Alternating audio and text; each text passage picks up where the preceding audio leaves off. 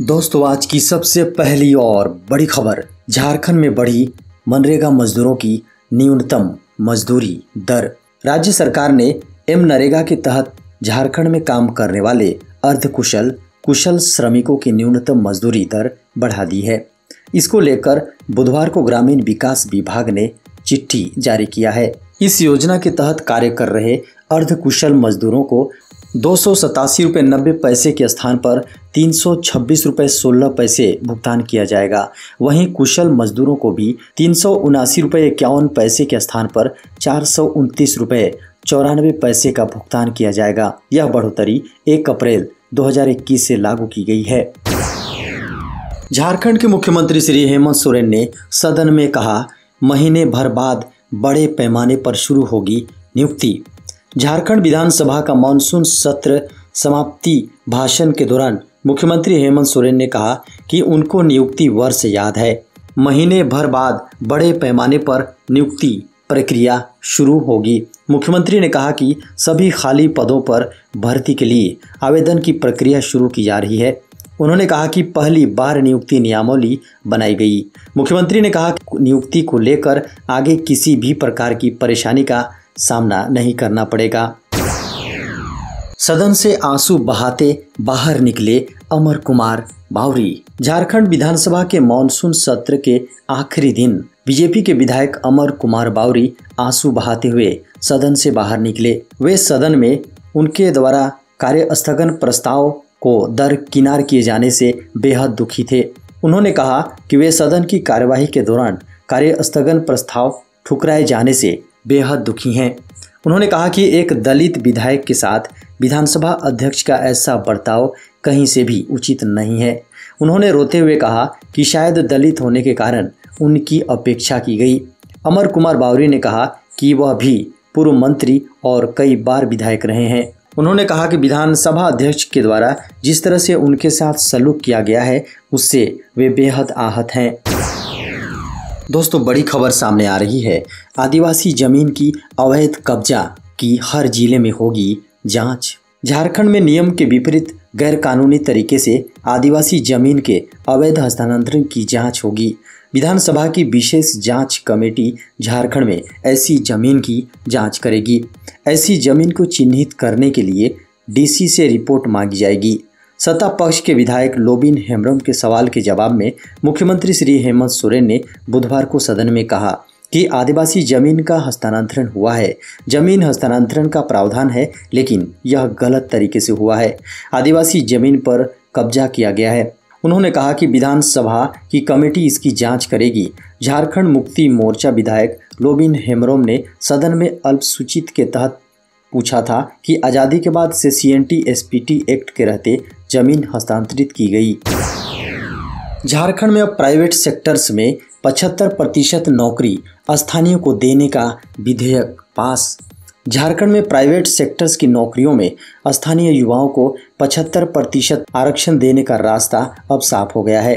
विधानसभा में मानसून सत्र के दौरान भारी हंगामे के बीच बुधवार को इससे संबंधित स्थानीय उम्मीदवारों का नियोजन विधेयक 2021 पास हो गया। अब प्राइवेट कंपनी को 40,000 रुपये वेतन वाले 75% पदों पर स्थानीय युवाओं को प्राथमिकता के आधार पर नौकरी देनी होगी। हालांकि युवाओं को योग्यता के आधार पर ही नौकरी मिलेगी।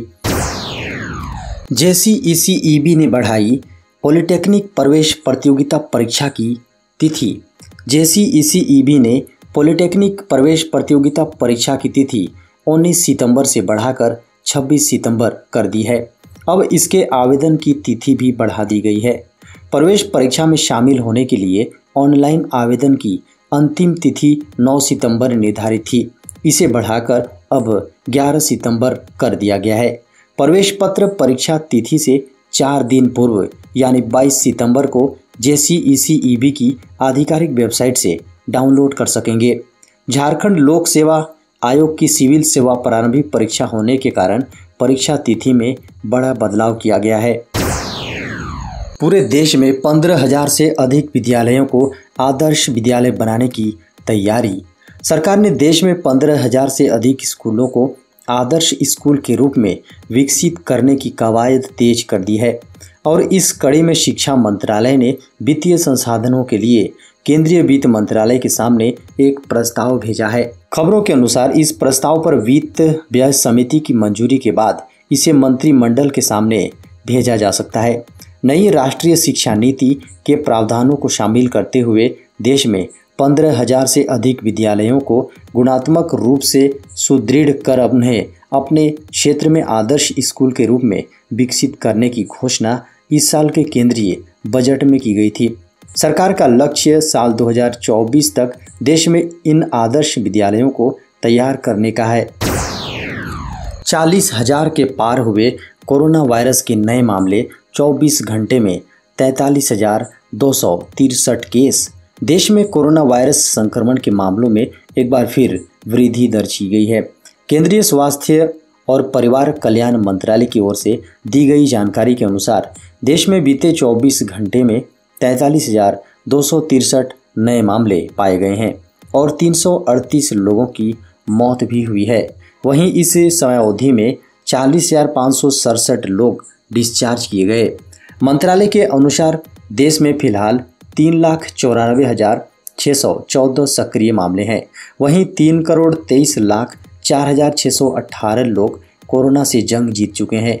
हालांकि अब तक 4,41,749 लोगों की मौत हो चुकी है। देश में कोरोना से रिकवरी रेट फिलहाल 97.48% है। मंत्रालय ने कहा कि नए मामले पाए जाने के बाद सक्रिय मामलों की संख्या में 2,358 मामलों की वृद्धि दर्ज की गई है। मुख्यमंत्री श्री हेमंत सोरेन ने कहा, केंद्र सरकार झारखंड के साथ कर रही है सौतेला व्यवहार। झारखंड के मुख्यमंत्री श्री हेमंत सोरेन ने कहा कि केंद्र सरकार झारखंड के साथ सौतेला व्यवहार कर रही है। उन्होंने कहा कि केंद्र के पास झारखंड का करोड़ों रुपए बकाया है, केंद्र नहीं दे रहा है। हमारा पैसा तो केंद्र नहीं दे रहा है, लेकिन हमारे खाते से हजारों करोड़ बिना बताए काट ले रहा है। यह असंवैधानिक है। उन्होंने कहा कि हम निर्णय ले सकते हैं, अगर निर्णय लिया तो केंद्र सरकार अंधेरे में चल जाएगी। हम ऐसा नहीं करेंगे। देश हित में कोई काला कानून नहीं ला सकते। महेंद्र सिंह धोनी को टीम इंडिया का मेंटर बनाए जाने पर दर्ज हुई शिकायत। भारतीय क्रिकेट टीम के पूर्व कप्तान महेंद्र सिंह धोनी की मुश्किलें बढ़ सकती हैं। अंतर्राष्ट्रीय क्रिकेट से संन्यास ले चुके धोनी के खिलाफ गुरुवार को बीसीसीआई से शिकायत की गई है। धोनी पर हितों का टकराव का आरोप लगा है। उनके खिलाफ मध्य प्रदेश क्रिकेट संघ MPCA के पूर्व आजीवन सदस्य इंदौर के संजीव गुप्ता ने बीसीसीआई की एपेक्स काउंसिल में शिकायत दर्ज कराई है।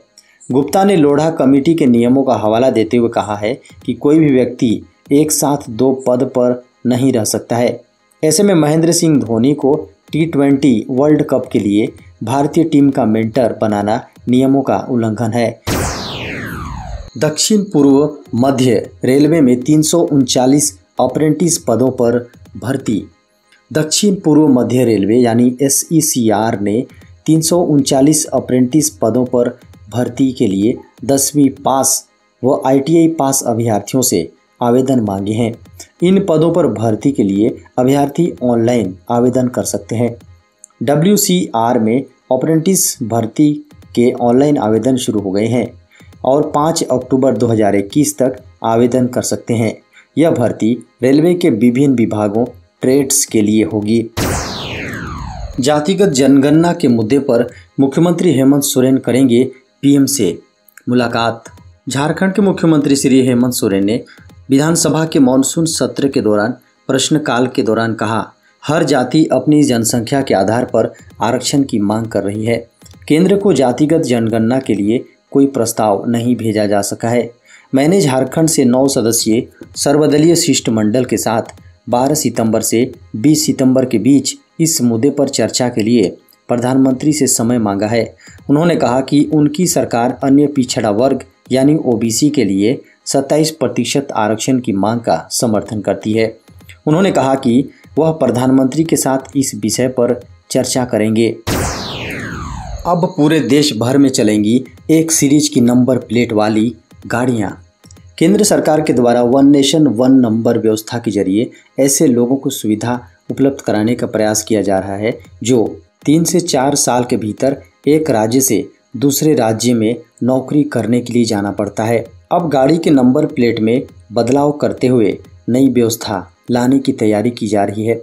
सरकार के द्वारा नई व्हीकल पंजीयन व्यवस्था के आधार पर अब हर राज्य के लिए एक कोड रहेगा।